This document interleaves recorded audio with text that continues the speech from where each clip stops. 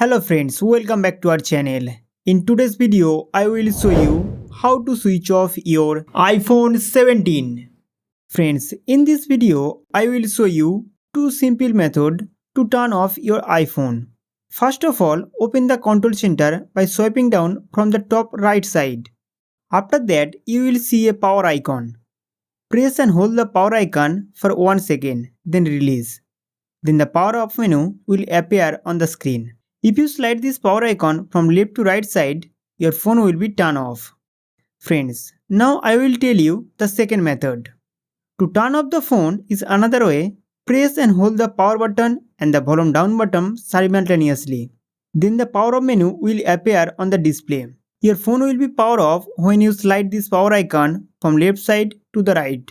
So friends, in this way you can easily switch off your iPhone. I hope this video will be very helpful for you.